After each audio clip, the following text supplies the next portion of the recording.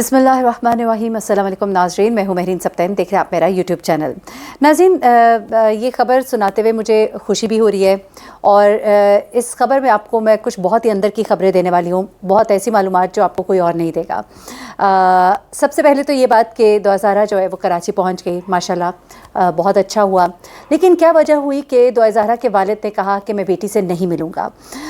یہ صحیح ہے، یہ درست ہے کہ میجسٹریٹ صاحب نے لکھا کہ دعا زہرا جو ہے وہ جب تک میجسٹریٹ کے سامنے، یعنی کہ لاہور ہائی کورٹ میں جج صاحب نے کہا، لاہور کورٹ میں جج صاحب نے کہا کہ دعا زہرا جو ہے وہ کسی سے بھی نہیں ملیں گی، نہ ظہیر اینڈ فیملی سے، نہ اپنے والد سے، نہ کسی اور سے۔ لیکن ظاہر سی بات ہے، ایک باپ ہے اور باپ کی خواہش ہوتی ہے کہ میں اپنی بیٹی سے ملوں، لیکن کیوں مہدی علی کاظمی صاحب نے کہا کہ میں اپنی بیٹی سے نہیں ملوں گا؟ آخر ایسا کیا ہو گیا ہے؟ یہ ایک بات میں آپ کو آج اس ویڈیو میں بتاؤں گی، اور پھر میں آپ کو بتاتی ہوں کہ دعا زہرا کو جب یہاں پہنچایا گیا، جب رستے میں لایا جا رہا تھا تو دعا زہرا نے صبح کے وقت پہنچنا تھا کراچی، لیکن اسے پہنچتے پہنچتے شام کیوں ہو گئی؟ اور کیا ہوا کہ وہ لوگ جو سوچ رہے تھے کہ دعا زہرا کو دارالامان لاہور میں شفٹ کیا جائے گا، لیکن اسے چائلڈ پروٹیکشن بیورو میں کیوں شفٹ کیا گیا؟ اور وہ لوگ جو یوٹیوب چینلز کے اوپر بیٹھ کر یہ باتیں کیا کرتے تھے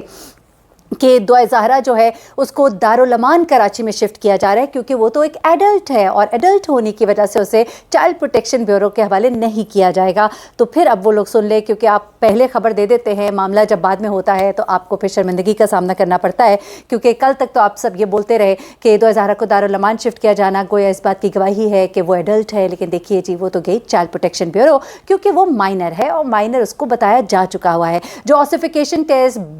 بون ٹیسٹ کا آپ لوگ بار بار کہہ رہے ہیں، تو آپ لوگ کیوں نہیں کہتے کہ ہم ڈینٹل ٹیسٹ بھی دوبارہ کرائیں گے؟ ڈینٹل ٹیسٹ میں تو ویلیو کچھ اور آئی ہے نا۔ پھر آپ لوگوں نے اس رپورٹ کو کیوں نہیں چیلنج کیا تھا جو پہلے، جو کہ جج صاحب کے پاس پیش ہونے سے پہلے ہی چینلز پہ ریلیز ہو گئی تھی؟ تو اب آپ لوگ صرف اپنی مطلب کا ایک پوائنٹ اٹھا لیتے ہیں، باقی پوائنٹس چھوڑ دیتے ہیں، یا پھر جس طرح ظہیر جو ہے اس کی بیل لینے کے لیے جب ملتان بینچ پیش ہوتے ہیں تو نہیں بتاتے کہ اس سے پہلے باولپور سے ریجیکٹ ہو چکی ہے، اس سے پہلے لاہور سے لے چکے ہوئے ہیں۔ تو یہ معاملات جو ہے کھرے کھرے ہونے چاہیے، جو بھی کام کریں اس میں اگلا پچھلا سب کچھ بتایا کریں تاکہ پتہ لگے کہ آپ سچے ہیں۔ اینیوے، اب دعا زہرا کو چائلڈ پروٹیکشن بیورو لے جایا گیا، وہاں پہنچ کر کیا ہوا یہ تو آپ کو بعد میں بتاتے ہیں، لیکن تھوڑا پیچھے سے چلتے ہیں۔ ذرا پیچھے سے چلنے سے پہلے میں ایک بات کی وضاحت کرنا چاہوں گی، کیونکہ میں بہت بزی رہی پیچھے، اور اس بزی رہنے کی وجہ سے کچھ غلطی بھی ہو جاتی ہیں، جس طرح بلال نامی صحافی کا جو میں نے ایک انٹرویو کیا، مجھے بالکل نہیں معلوم تھا کہ اس کا کیا ٹلٹ ہے، اس کا چینل کے بارے میں بھی مجھے بالکل آئیڈیا نہیں تھا، لیکن جب مجھے پتہ لگا مجھے بڑا ہی دکھ ہوا کہ میں جس سٹانس کو سپورٹ ہی نہیں کرتی اس بارے میں میرے منہ سے بلوا دیا گیا، یا بلکہ مجھ سے ہی غلطی ہوئی، کیا بلوا دیا گیا، میں نے ہی غلطی کر دی، لیکن چلے اس کو درست بھی کر لیا۔ لیکن اس کے بعد مجھے آج اطلاع ملی کہ ایک یوٹیوبر ہے جنہوں نے یہ کہا کہ میں نے یہ بولا ہے، غالباً میری طرف اشارہ تھا وہ، کہ میری تو بیٹیاں ہیں ورنہ میں ظہیر کو صحیح سمجھتی ہوں، اس لیے میں اس کاز کو سپورٹ کر رہی ہوں۔ یار خدا کا واسطہ ہے، میں کہتی ہوں کہ میں جس پاک جگہ پر ابھی بیٹھی ہوئی ہوں، اور جہاں پہ یہ ماشاءاللہ خانہ کعبہ ہے، یہ مکہ مکرمہ کی سرزمین ہے، اور ابھی تازہ تازہ حج کیا ہے، تو میں نے آپ لوگوں سے جھوٹ تو بولنا نہیں ہے انشاءاللہ۔ میں نے ایک نیت کی ہے، انشاءاللہ اللہ پاک مجھے اس پہ قائم رکھے۔ چھوٹے موٹے جھوٹ انسان کہیں نہ کہیں بول جاتا ہے، کوشش کرنی ہے کہ جھوٹ نہیں بولنا۔ تو میں آپ کو ایک بات بتاؤں، بات میری ضرور یہ ہوئی کہ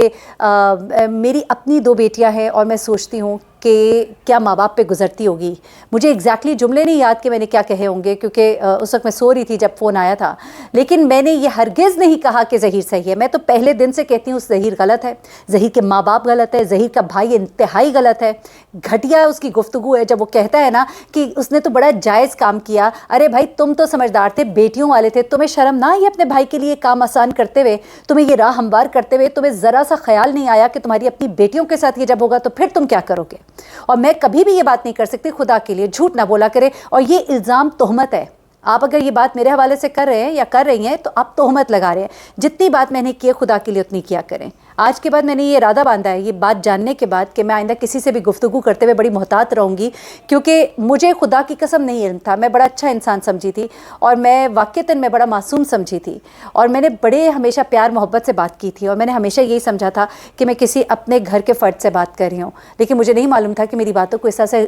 ایک تو ان کوٹ کیا جائے گا میری اجازت کے بغیر، میری باتیں جو ہم نے پرسنل اگر کی ہیں اس کو گفتگو کو تشہیر کی جائے گی، اور دوسرا یہ کہ غلط کوٹ کیا جائے گا، آدھا سچ آدھا جھوٹ۔ یہ خدا کے لیے مت کرے، یہ میں بھی نہیں کروں گی، نہ میں نے کبھی کیا ہے، نہ کر سکتی ہوں، اور یہ تہمت ہوتی ہے، یہ گناہ کبیرہ ہوتا ہے۔ आगे बढ़ते हैं। आगे चलते ज़रा मैं आपको बताती हूँ कि हुआ क्या। ज़हरा को चाइल्ड प्रोटेक्शन ब्यूरो में क्यों भेजा गया, उसकी वजह जनाब अली ये है कि वो बच्ची है, वो माइनर है, और सिंध हाई कोर्ट जो है इस बात को एक्सेप्ट करते हुए जब ऑर्डर भेजा गया, जब बच्ची को लेने के लिए भेजा गया तो उसमें लिखा गया, ठीक है ना, माइनर को लेने के लिए जा रहे हैं, माइनर को लेने के लिए भेजा जा रहा है। ये तमाम चीज़ें आप सबको मालूम है। एग्जैक्टली मैं वो लाइंस तो नहीं बोल रही, जाहिर सी बात है, अब बात करते हुए हर चीज़ एग्जैक्टली आपको उस तरह से नहीं मालूम होती, लेकिन एक माइनर का केस चल रहा है जिसे एडमिट किया गया है कोर्ट में। अब सेकेंडली बात यह है कि ज़हरा को जब वहाँ से यहाँ लाया गया तो रस्ते में ज़हरा ने कुछ बातें भी की, जो साथ में लेडी पुलिस कांस्टेबल थी, साथ में ज़हरा बड़ी रिलैक्स थी। अच्छा, इस रिलैक्स होने की वजह जो है वो दूसरी साइड से ये कहा जाता है कि जी वकील साहब की उससे मुलाकात हुई है और उन्होंने उसको कुछ नए टैक्टिक्स बताएं कि अब उसने आगे क्या करना है, किस तरह की ज़ुबान इस्तेमाल करनी है, अपने बाप के ख़िलाफ़ क्या बोलना है, और सब कुछ चीज़ें जो भी हैं। चले, जो भी वजह हो सकती है रिलैक्स होने की, हम लोग ये समझते हैं कि बाप से शायद मिलने की खुशी है, लेकिन चले ठीक है, मान लेते हैं ऐसा नहीं है। लेकिन आगे भी चले अगर, तो ज़हरा ने वापसी के रास्ते पर लेडी कांस्टेबल से कुछ बातें की। उन बातों में उसका अपने बारे में जहाँ इज़हार ख्याल था, वहाँ अपने वालिदैन के बारे में भी उसने कुछ बातें की हैं। कुछ बातें मैं डिस्क्लोज़ नहीं कर सकती, मैं जितना आपको बता सकती उतना मैं बता रही हूँ कि कुछ बातें ऐसी की हैं जिनसे ये पता लग रहा था कि वो अपने बाप के बारे में शायद इतना नेगेटिव नहीं बोलेगी जितना कि गुमान किया जा रहा है, जितना कि शायद उसे पुश किया जा रहा है। मैं आपको यकीन दिला रही हूँ कि ये ज़हरा की ज़ुबान नहीं है कि वो अपने बाप के बारे में वो घटिया जुमले बोले, बल्कि उसका अंदर तक काम जाएगा। अगर वो बोलेगी वो नहीं बोल सकेगी, और उसकी गुफ्तगू से ये अखज़ किया गया जो सब लोग वहाँ पे मौजूद थे उसके साथ कि ज़हरा जो है अपने बाप के बारे में इतना गंदा नहीं बोल सकती जितना कि इस वक्त मीडिया पे प्रोपेगेट किया जा रहा है उसके वालिद के बारे में। अब ये कहा जा रहा है कि ज़हरा के मुंह से गंदी बातें अपने बाप के बारे में कहलवाई जाएंगी, तो एक्सपेक्ट नहीं किया जा रहा, क्योंकि जो लोग उस वक्त मौजूद थे उनका कहना है कि उसने अपने बाप के बारे में इस तरह की कोई गुफ्तगू नहीं की, जिससे ये आप अंदाज़ा लगाएं।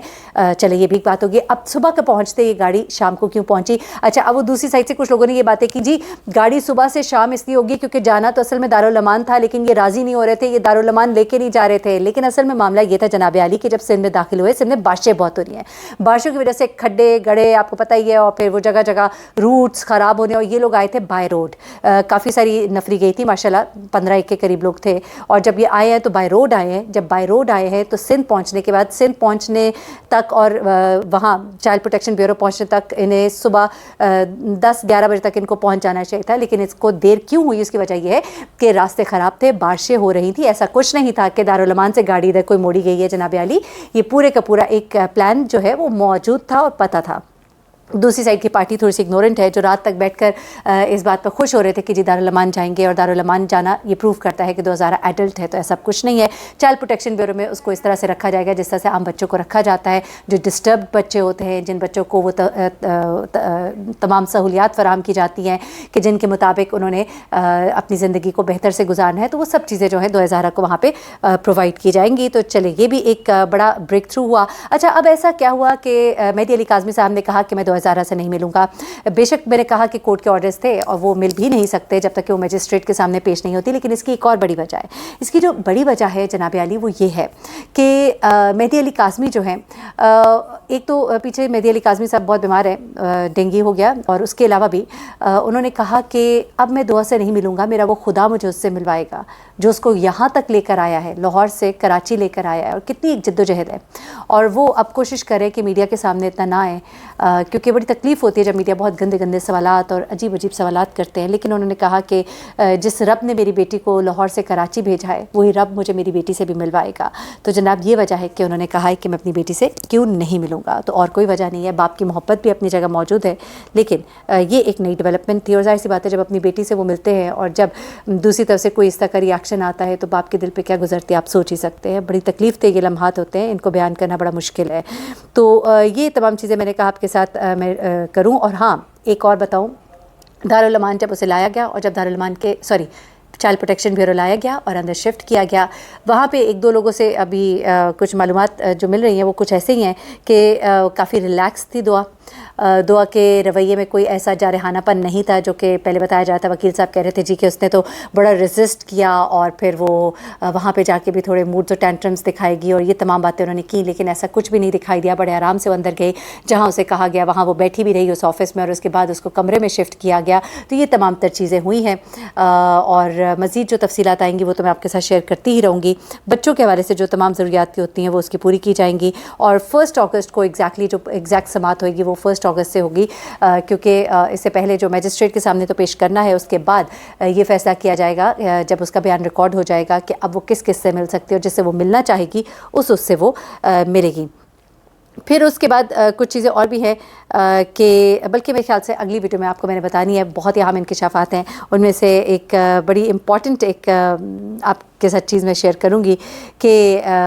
कुछ ऐसी बातें जो दुआ की कुछ लोगों के साथ हुई हैं और वो लीक हुई हैं, कुछ हम तक पहुंची हैं, वो क्या है और क्या सबक पढ़ाया गया है और क्या होने जा रहा है। और हो सकता है ये वीडियो मैं अभी रात को लगा दूं, अगर देर हो गई तो सुबह आप देखेंगे तो उसके बाद उस वक्त तक शायद मैजिस्ट्रेट साहब के सामने बयान दे चुकी हो, लेकिन कुछ चीज़ें जो उसको कही गई हैं मैजिस्ट्रेट साहब के सामने क्या कहनी है, मैं कोशिश करूँगी कि वो बयान सामने आने से पहले वो वीडियो मैं आपके सामने लगा दूँ और कुछ गेम्स आपके सामने बेनकाब करूँ। मुझे महरीन सब्ताइन को इजाज़त दीजिएगा, अपनी दुआ में मुझे भी याद रखिएगा, अपना बहुत ख्याल रखिएगा। अल्लाह हाफ़िज़।